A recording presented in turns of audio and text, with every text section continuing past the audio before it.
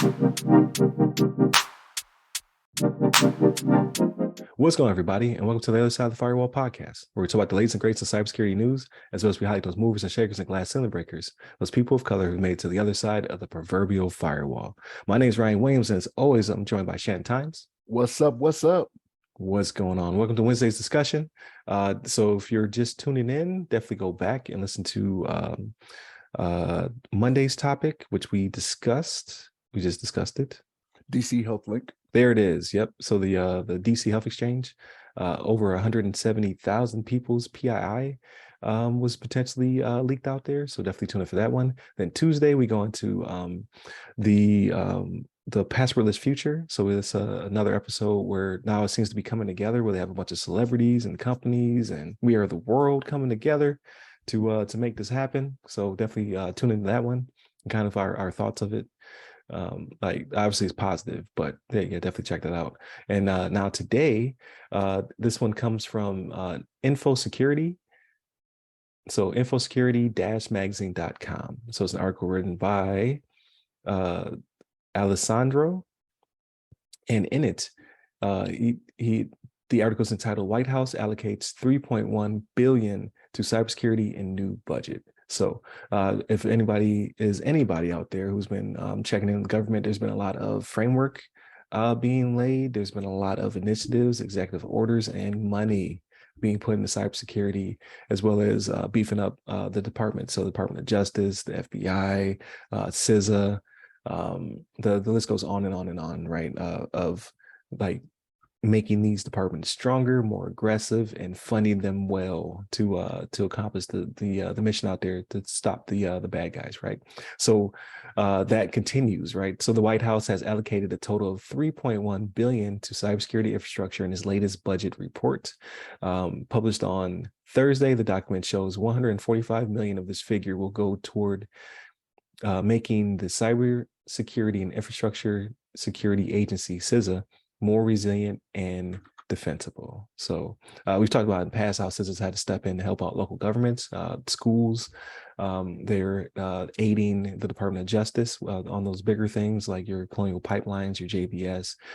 They're also involved in some part when it comes to the Department of Justice and how they go after cyber criminals who are international, and that's usually a joint effort between multiple different countries. I think the last one was like 13 countries all pitched in to shut down a cyber or ransomware group or gang in their website, right? So a lot of money from a lot of different governments is coming in, and there's a lot of these frameworks being built out to not only protect people's information, but to kind of make sure that the bigger businesses have some skin in the game, right? Like there'll be penalties and fines and things of that nature for not upgrading their systems, for not protecting people. But also here's some incentives. Like here's some money to make sure that you are upgrading your system. So it's like the carrot and the stick type situation happening.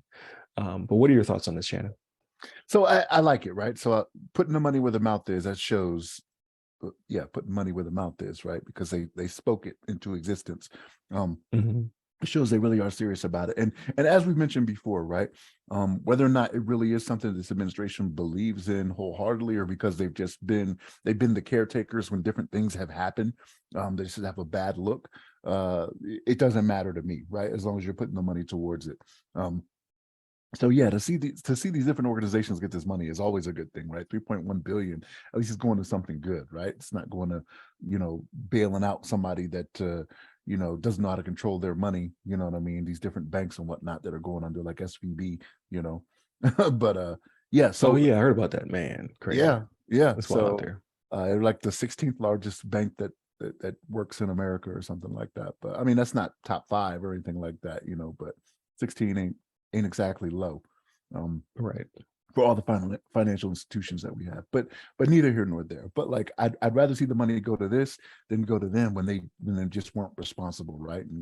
And do another bailout. I'm just not for that. But something that was mentioned in the article, so like Richard Bird, who's the CSO at API security firm Traceable AI, he likes the investments that are coming out, but he's disappointed to see the focus on outdated ways of thinking. And what he's saying is that, here's his quote: "Faster internet reporting is not a security improvement, no more than an alarm system that goes off 2 days after you have been robbed is a security improvement," right? So what he's saying is that, reporting the incident faster, he's like, that's an outdated way of thinking, right? So, okay, you already made it happen. What's the preventative measure? Like, that's what he wants to see, right? Like, what are we doing to make sure that it does not happen at all? Not that we notify everyone that it has happened, right? And I agree with that. I don't kind of agree Yeah, with that's a good point.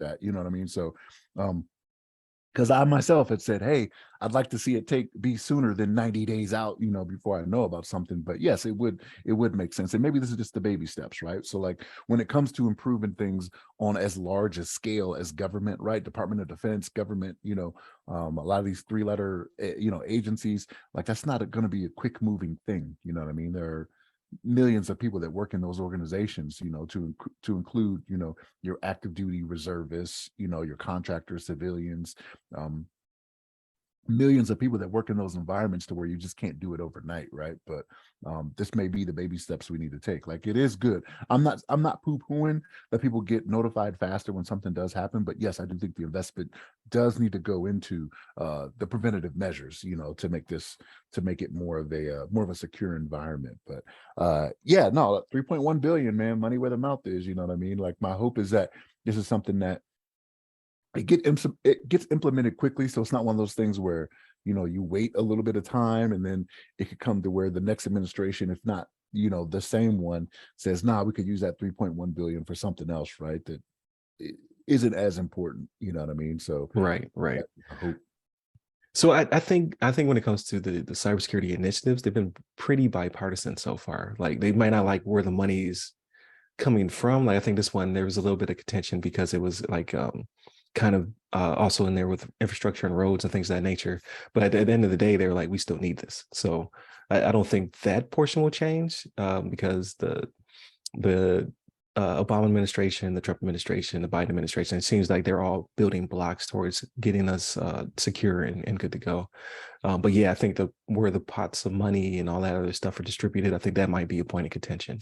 But as long as you continue to drop that 3 billion, I don't care where you necessarily get it from, as long as it's being used to help protect us. But I do agree with you, and the person in this article, the Richard Bird, that yes, but like you said, like we were really bad off. Like, we weren't reporting for months, and now it's weeks, and then soon it'll be days. Um, Baby steps. Like, we're refining processes in the hopes to hopefully one day be more preventative. So I can kind of see where he's coming from, but I mean, then just give him 6 billion. Just print it. Just print the money out. It's fine. what's, It's what's the what worst that we can do happen? anyway. It's what we're doing anyway. What's the worst that can happen, right? It's only cotton, right? It's only cotton. We'll be okay. Let's make that money up. The future will pay for it. That's who. Not us. But yeah, so we'll see what comes of it. But I do think it's a great initiative, and hopefully this continues to grow, right? So next year I want to see additional resources, like not just throwing money at it, but just like, hey, here are our initiatives, and here's how we're going to get about it, and here's where the money's going to be distributed, to make these agencies more robust to protect the people. Because without this, if this passwordless future will help people protect themselves, but in the meantime, they're not. Their passwords are password 123, and their PII is everywhere. So it's a mess out there. So we definitely need all the help we can get. So with that being said, definitely continue to tune in throughout the week. So Monday, Tuesday are our topics. So please go back if you have not heard those. Wednesday is always a discussion, kind of like this, where we go back and forth about some initiative that's happening or some change. A lot of it has been government, because there's a lot of change happening within that. But we'll see what next week brings. And then Fridays, we talk about everything else. So non-cyber related, movies, books, TV games, TV shows and games, things of that nature. Just we're unwinding for the week, so definitely tune in for that one. Hit up the website. Hit up all the, man, I'm messing up the end. Hit up all of the websites that go by our name, and then you can hit me up personally. I'm at RYRY Security Guy. That's RYRY Security Guy. I'm on LinkedIn, Clubhouse, and Twitter. Stay safe, stay secure.